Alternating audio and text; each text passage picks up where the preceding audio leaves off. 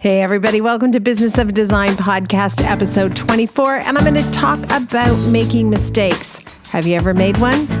I make pretty much one a day, at least a couple a week, quite a few by the end of a month. And yet I am learning that's part of the process. It doesn't mean I'm broken, doesn't mean I'm bad, doesn't mean I'll never be any good at this. The fact of the matter is our jobs are so complicated, so complex, with so many moving pieces. How is it possible that we could prevent every mistake from happening? Do we prevent mistakes from happening? You bet we do. Lots of them. And we never get praised for those moments when we stop a train in its tracks. However, when something falls through the cracks, as it does, we definitely put ourselves in the front of the firing line to take the heat, especially those of us who have an overdeveloped sense of responsibility. Put your hand up if that's you. Definitely, I can relate to that. So I want to talk about in this episode the fact that mistakes happen. We all know that intellectually, but I can certainly speak from experience when I say that no matter when a mistake happens on one of my projects, I feel lousy about it. Obviously, it's not something that I want to happen, but it does occur with regularity, so I may as well get comfortable talking about it. And I'm going to go one step further and say, I want you to get comfortable billing for mistakes. Yep. You heard me right. I want you to get comfortable billing for those mistakes that you could not possibly have prevented, that would have happened if you were not hired to do this job, and that the client, had they decided to go the project alone and not hire you, would have had to correct on his or her own. So just let that marinate for a minute. We'll have a conversation about mistakes. First, though, I want to check in with Cheryl and see what's happening. Cheryl, I always forget what your official title is. What is your official title here? Oh, you know what? I don't even know. It's changed so many times. Director of Operations, I believe, for Business of Design, but it's a bit of everything. It is a bit of everything. I can't live without you. What do you have for us this week? We actually have a really busy September. So this week we are relaunching our webinar series. We took August off, so we're back at it on September 6th with Step 10. On the 23rd, you're going to be in Florida for an event, and we'll have the full details of the website if you go to businessofdesign.com and click on events. And finally, at the end of the month, you're going to be speaking at ESA's annual meeting. Do you want to talk a little bit about that for those who don't know what ESA is? Yeah, ESA is the Electrical Safety Authority, and it has to do with working with licensed electrical contractors, which is important to us as interior designers because if you're not working for the qualified trades, whomever they are, it can affect your insurance, and it can also impact the insurance that your clients think they have as well. So very important stuff to talk about. And I love that I'm going to Florida. I know they probably hate this, but it's in Orlando. I feel like I should borrow a kid. Cheryl, can I take your kids with me and go to Disney World? Yeah. Just pick one. Yeah. Pick okay. one. Okay. All right. I'll take Macy. Man's a little too young, but I know they probably hate that hearing about Orlando if it's just Disney World. But anyway, I'm looking forward to the Florida ASID event for sure. Thanks, Cheryl. We'll talk to you next time. Take care. Welcome to the Business of Design podcast with Kimberley Seldon. Brought to you by Business of Design, a coaching community for independent designers like you.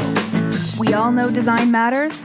At Business of Design, we think designers matter too. And now, back to the show.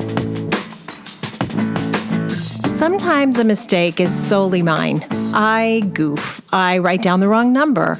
I forget to tell a supplier a very important fact, like the handle for the bar fridge goes on the left, not the right. I can trace back those mistakes pretty quickly, and I can decide, because integrity is important to me, that I'm not going to bill the client for those mistakes. However, I do list those items on my log sheet, and they will appear on a client's invoice, and it will say non-chargeable. I want them to know that I'm very aware of those moments where I could have been more thorough, and I made a mistake, and therefore the client should not be charged for the time it took to correct it. So that's one thing.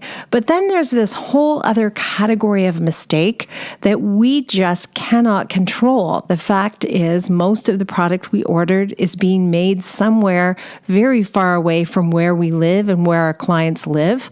And we are placing that order through some sort of supplier or manufacturer who is then ordering the element. It's being made by someone that they don't have control of, probably in some other country. And the item is being shipped back to them and then shipped to us. So along that route, there are so many places where something can go wrong. And we cannot have responsibility for all of those different places. Now, I've been in a situation, and you probably have too, where a client says, but why don't you work with manufacturers or suppliers or retailers who do good work and don't make mistakes? And I have to gently educate them about the fact that that pretty place doesn't exist in this universe. All of us are prone to human error. And when there's a complicated product being made and there are multiple hands touching that product, we have to expect that somewhere along the line, a human error may occur. I maintain that one of the main reasons clients hire us, and of course, they want their rooms to look beautiful, they want the rooms to be finished, but one of the main reasons they hire us is they want us to deal with the project management. And unfortunately, a very contentious, onerous part of project management has to do with dealing with mistakes, all the many errors that impact the finished product. Most clients are fully aware of us juggling 1,000 different balls in the air and having to make it look easy. Most clients have had the experience of trying to get a tradesperson to come back to their house and fix something. I know recently we have a generator that went bust in the country, and you would have thought that somebody would have been keen to come to our place and see that our generator was broken and maybe propose either fixing it or, in fact, replacing it and giving us a brand new, spanking new generator that would have cost a lot of money. But it was very, very difficult to get someone to come out and even take time to look at the generator that was broken. So clients are fully aware of how difficult it is to get a trade to do something, particularly if it's one small task. It is a little bit easier to get a builder to come and quote on creating a beautiful new 3-story home. Everybody wants that job. A little bit more challenging when you've got to get the cabinet maker to come back and give you a quote on just refacing a few of the cabinets in the kitchen, right?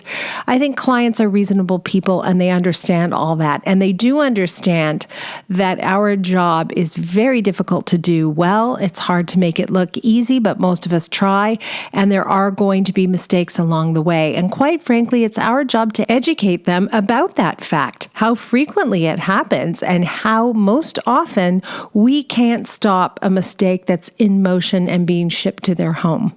So part of what we need to do is really take time to educate clients about the frequency with which mistakes can happen. Sometimes I have to remember to slow down and remember my stories. What are my stories? My stories are those events which occurred that caused me or my clients discomfort, and I had to work through them and solve them. So when I'm at a consultation and I'm about to read through my contract and it gets to the section in the contract where I describe why we bill for mistakes, I'm able to file through my repertoire of stories and pull a couple out and explain to the client how, in fact, despite being extremely careful and crossing our T's and dotting our I's, mistakes will get through the cracks. And once I share a couple of those anecdotes, it seems the clients really relax and they understand.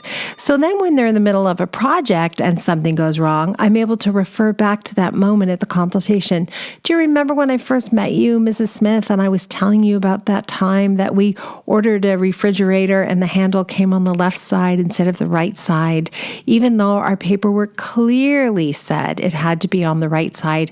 And she'll say, yes, I remember that conversation. Well, that's what happened here. When I started out as an interior design professional, I used to say to my clients, don't you worry about anything. I'm a professional. There won't be any mistakes. I wasn't lying, but I was overly naive and I was optimistic. Really good characteristics sometimes, but they will definitely hurt your here. And since then, I've learned that every single project will have mistakes and multiple mistakes. They are inevitable. It's how we manage these errors and missteps that really matters. Do we look for a remedy that best serves the clients? Absolutely. We can let them know that. If the mistake is ours, do we take responsibility? Yes, and we can be honest about that as well.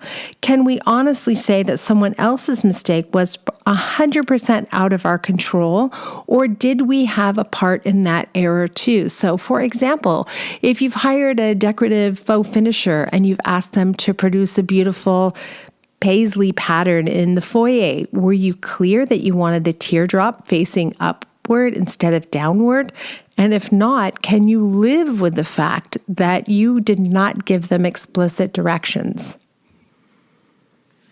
And when we are at fault and when we do make a mistake, is it possible to introduce a new system which would catch that type of error in the future? And the answer there is yes, of course it's possible. We just need to slow down long enough to figure out what that is. I speak pretty candidly about the mistakes that I've made in the past and continue to make on a regular basis, by the way, and that strikes some people in the business of design community as funny. I mean, I'm a coach and I'm a mentor, and if I'm going to get up here and I'm going to talk about all of my mistakes, who would hire me? But the fact of the matter is, what I really want to impress upon you is it's not possible to be perfect at this job. Perfection is unattainable, and some of us will die trying. We will give up weekends and evenings to just double and triple check something and try to get it perfect. But the fact of the matter is, it doesn't matter sometimes how hard you push. A mistake will happen along the way. And in fact, when I'm working myself to the bone, it's much more likely that I'm the one who's going to make the mistake. I know I've shared previously the story of the time that we created a custom desk for one of our repeat clients. We had done their whole house top to bottom, and one room in that project was off limits, and that was the husband's office. He just didn't want anyone fiddling with his space. And it's funny, because I'm in another job right now where that's exactly what's going on, and I can't help but think of this lovely couple. So anyway, we finished the whole house project. It was great. Everybody was happy. Everybody was thrilled. A couple years later, they phoned us back and said, okay, Mr. is ready to have you tackle his office. And so we created some plans and we created a design for some new built-ins and a beautiful new custom desk. And everything was going great until the day we delivered the desk and it didn't fit in the room. I was beyond surprised by this because I double-checked everything myself. Long story short, here's what happened. The room plans were done and they were created by a junior designer in the office. Great. When it was time to put in the custom built-ins, to draw in those custom built-ins, she added the built-ins to the outside of the room instead of the inside of the room. So I would say that's a rookie mistake. That's a pretty careless mistake, actually. But on the other hand, she's a junior designer. What honestly did I expect from her? And so when I looked at the plans, they looked fine. I didn't double check those measurements, those darn measurements. So it was a costly error. It was a terrible error. The clients were extremely unhappy and disappointed, as you can imagine. I was extremely unhappy and disappointed. I now owned a custom desk that I didn't want and didn't have space for, and I had to pay to produce another desk that was much smaller. And you can imagine the disappointment on the client's face when he saw this nice big desk coming his way, and then the new desk is delivered and it's much, much smaller. So altogether, a terrible, terrible chain of events. That precipitated us creating a new system where we now measure once and then we go back on another day prior to having anything custom made and we measure again. Often it isn't us doing that second measurement taking, it's another tradesperson. So for example, we might measure to do a built-in and then we'd have the cabinet maker double check that measurement and take a measurement of his own. But always there's a process for measuring everything everything twice to avoid disappointment. And I can call that story back. It's one of my stories, and I can explain to a customer that that's what happened, and then I can tell them how we handled it. It was very expensive for us. It was frustrating and disappointing to the clients, but at the end of the day, everything got finished, and we were able to leave that project at least with our integrity in check if our pride had been bruised. And by the way, in case it isn't obvious, whose fault was that error? Was it the junior designers? No, I don't think it was the junior designers. At the end of the day, it's my name on the door. I'm the person who's responsible. So I have to look at those situations and resist the urge to point a finger and place blame where it really doesn't belong. Did the junior designer need to learn something? Absolutely. And I was able to explain to her why she'd made a fatal error. And she went on and worked for us many years and turned out to be an awesome employee, and I don't recall ever another mistake that big. But at the end of the day, if you're the boss, you're the person who has to take responsibility, which is why you need systems. You need systems to protect you. I can't do any job on my own. There's not a single job I could do without support help. I've got to rely on a painter, an electrician, a contractor. I've got to rely on someone to do AutoCAD for me because I don't know how. So there's all these people that I have to rely on a regular basis, and I want to protect myself by having systems in place so I can verify that everything they're telling me is accurate. The thing about integrity is it feels really good and you can sleep well at night, but it's sometimes very expensive. To have to pay for a new custom desk, that was a costly error. There's no question about it. Sometimes we get away easily and it doesn't cost us any money, but sometimes it costs us social capital. In other words, we've made an error and now we go calling on let's say our licensed electrical contractor, and we say, I know that this was a mistake, but do you think you can help me out? We want to avoid asking too many times for favors like that because ultimately it gets tired, but there will be opportunities down the road for us to reciprocate, and that licensed electrical contractor is going to make a mistake and you can cover him or her. So treat your trades always as the respected and valued trade partners that they are, and they will treat you the same way in return. It's worth considering at least once in a while the most ridiculous, embarrassing, red-faced mistake that you've ever made. That desk stands out for me as a really big one, but I have made many, many others. Recently, I was on a job site and we had just installed brand new windows in a client's home from top to bottom. You can imagine how expensive that was. All brand new windows, all beautiful new screens. And we had the alarm company there and he handed me a screen and I said, this one looks pretty gray. When is the new screen coming? Yep, that was the new screen. Yeah, that was embarrassing. And the client was, of course, like, what do you mean it looks gray? So I had to backpedal my way out of that one. The fact of the matter is the actual color of the screen looked more gray than black. And that is the one that the client and I selected together. And I just hadn't looked closely at it yet. So I was able to explain that to the client, but honestly, she looked at me like I was really needing a good sleep or something. I don't know.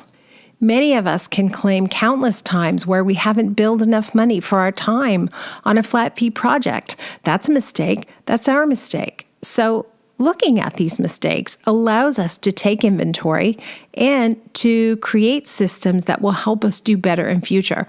But if we're so busy working, running from one job to the next, that we never slow down long enough to take inventory, we miss out on valuable information that would help us shape our companies. So I recommend really strongly, if you haven't already taken the course Mistakes Happen at businessofdesign.com, jump on, take that course. There's a great exercise there where you can really write down some of the mistakes you remember were. And in my case, I began to see a pattern of a lot of different mistakes that had to do with not being thorough when I gave direction to trades. And so we were able to go back and look through all of our processes and say, you know what? We can control this. We can clean this up. We can take less of a toll on our trades if we give them thorough information to begin with. I mentioned previously that when I was younger, I would say to clients, don't worry, we're professionals. We'll make sure no mistakes happen. Well, I can tell you I approach that very differently nowadays. In fact, I tell my clients, I guarantee things will go wrong. I'll make mistakes. The people who work for me may make mistakes. The contractor might make a mistake. And we will do our very best to catch most mistakes, avoid many mistakes, deter people from making very bad mistakes. But the fact of the matter is some are going to get through the cracks. And what I want you to be aware of is integrity is really important to us. So we're going to clean them up as quickly as possible. And where we've erred in our responsibility to give thorough direction, we'll make sure that you're not charged for those mistakes. But if it is a mistake that is completely out of our hands, then yes, you will be billed for the time it takes to correct the problem. And then I go on to tell the clients that as a gauge, we will look at this. If a client did not have an interior design professional on the job, would the client have to fix or correct the mistake? And if the answer is yes, then we bill for that time. In other words, if the client phones a store and orders a chair and does everything right, and still that chair shows up and it's wrong, would the client have to spend her time or his time phoning the store, hucking them, trying to get them to make the mistake right, etc.? And the answer is yes. But I can then go on to also explain the majority of the people that we work with, the suppliers, the retailers, the trades, the contractors, those are people that we work with time and time again. So when it comes time to correcting an error, they are going to give me their full attention because they want my repeat business. So the fact that you are a key customer to your suppliers is critically important. It's one of the reasons I say over and over and over again, don't give away your design discounts to clients. Don't let your clients get all the credit for purchasing high volume with different stores. Make sure the stores and suppliers and trades and contractors you work with know that you're the reason they have so many great jobs. And then when you make a mistake, they will be there to help you out of it. And conversely, if they make a mistake, you're going to do what you can to mitigate the damage as well. Again, I will bill for the time it takes to correct mistakes, but I will be very careful about assessing whether or not I might have influenced that situation to turn out correctly to begin with, in which case maybe I'll accept partial responsibility. The fact of the matter is, correcting mistakes is not the most fun thing I do. Is it the most fun thing you do? Wow, did you hear that? That was thunder.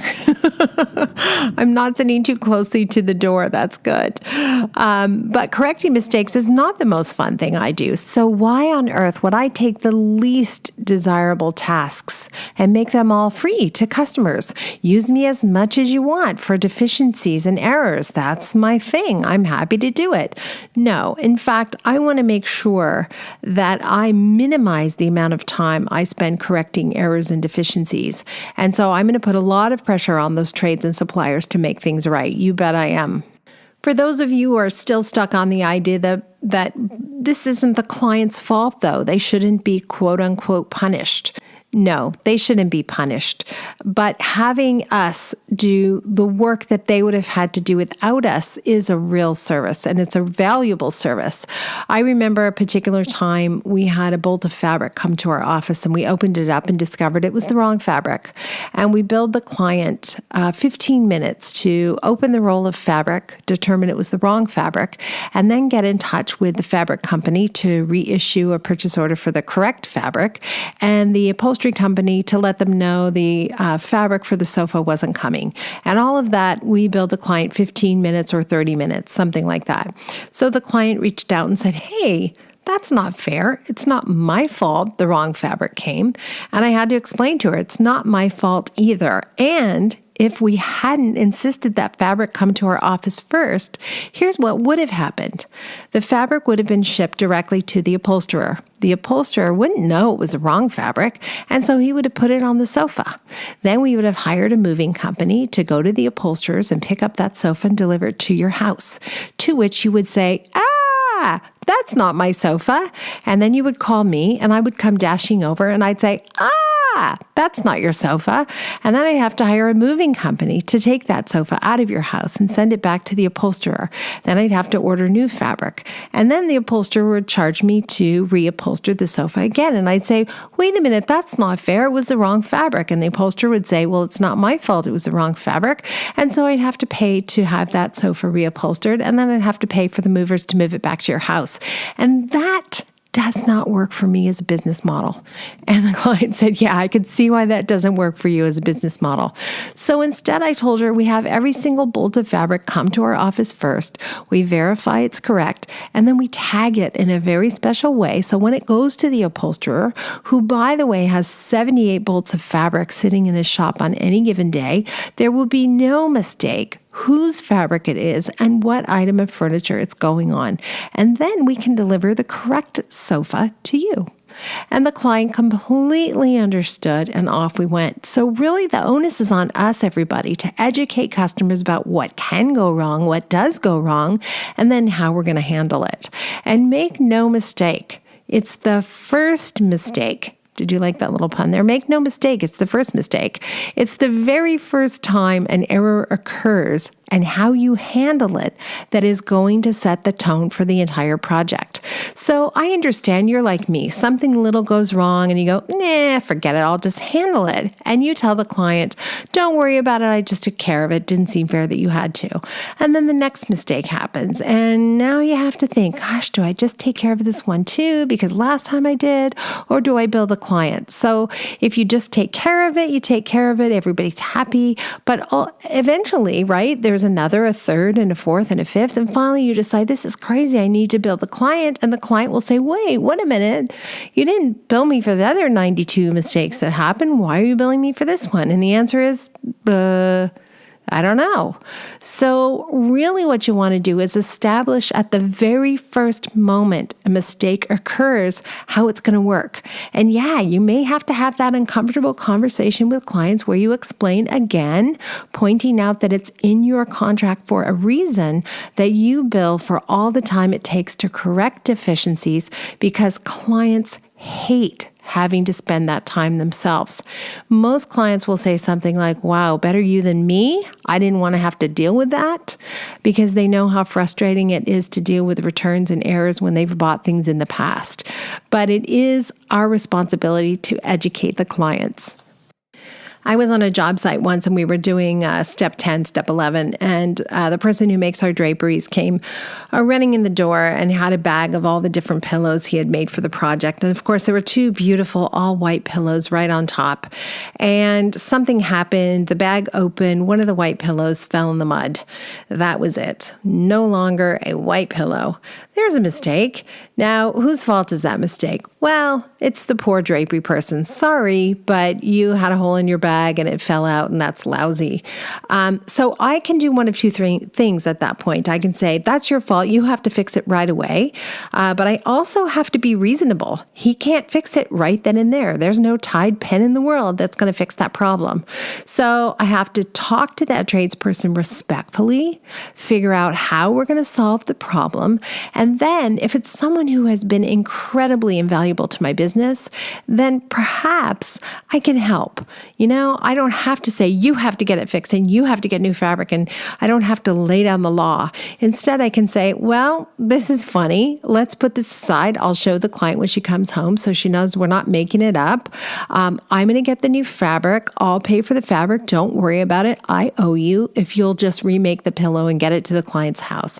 And typically the supplier will say, oh my God, thank you so much. I really appreciate it. I feel so bad. I'm so sorry. And there you have the beginning of a beautiful relationship. We had Luann Nigara on the show episode 19, I think it was, and she talked about the fact that she just got berated by an interior designer in front of a client one time, and she just stood there with her mouth open. Who would do that? The fact of the matter is we hire these people, so their performance is on us, and we want to make sure that we make them feel good and make them look good so that we can work together for a long, long time. Last summer, I was at a job site and I was working with someone I hadn't worked with very often. And she had picked up a lamp and was about to put it on a piece of furniture that the client had. And I said, be very careful with that. I don't want to scratch that piece of furniture. And we need to remove that lampshade and we're going to replace it with these other lampshades that we have. So I said to her, be super careful when you are unscrewing that finial because they're very heavy. And if you drop it, it could break or damage the table underneath. And so she was very careful with the finial and she unscrewed it and took off the old lampshade. And then, of course, a couple weeks later, we're back with the new lampshades, which we had custom made in a beautiful fabric. And sure enough, I was with somebody else from the office who's been with me for a couple of years, but she wasn't the person that I'd spoken to a couple of weeks previously. Anyway, you already know what happens, right? She unscrewed the finial. I wasn't paying any attention. And besides, I'm thinking I already had the finial conversation a couple weeks ago. I couldn't need to have it again, right? Unscrews the finial and bam. Thunder again. Can you hear it? That's crazy. She unscrews the finial and bam, it makes a huge loud noise and it dents the heck out of this gorgeous piece of furniture. High gloss, lacquered Macassar ebony wood. Yeah, I about had a stroke. I was so freaked out. Some mistakes are so easy to fix. I'll just get some new white fabric and you'll remake the pillows and everybody wins. But this mistake, not one of those mistakes. So I had to come clean to the client. I had to accept responsibility for it. It was completely and totally our error. And in this case, I got so lucky because the client said, let's put a tray or a knickknack or something down on the table right there and you'll never see it. And she let me leave it. Well, you can't imagine. I practically cried with relief. So I got her a gift certificate for $500 to an art store that she likes. And she was thankful. And I was so, so thankful. And in fact, we're working on another project together right now. I think what's important about that story is a couple of things. It's important for me to know that mistakes are going to happen no matter how hard I'm trying. It's also important to know that I can sometimes go to a client and just tell them the truth and say mea culpa. And I don't know how I'm going to fix it, but I'm going to try to fix it. And it's also important for me to know that sometimes clients are just really awesome, nice, decent people. And if that's the case, do something extra special for them because they deserve it, right? So lots of lessons in that one story, but I'm telling you right now, if you undo finials on lamps, please take them off breakable furniture or you'll be sorry. I wonder if I'm going to get some emails and letters from people going, oh my God, that happened to me. That happened to me.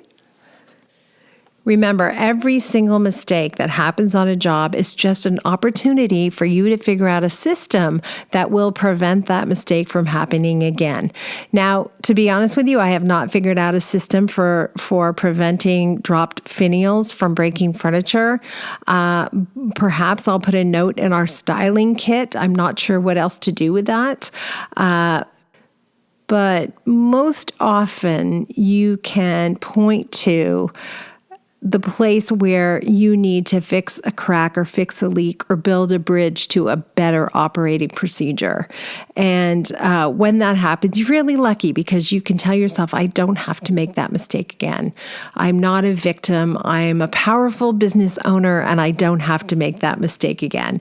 But when mistakes happen, be confident in knowing that correcting those mistakes is part of the value we bring to projects. And most clients would be happy to pay for that. I don't know about you, but I would be really happy to pay anybody who would be willing to deal with the phone company when I have an issue about my phone.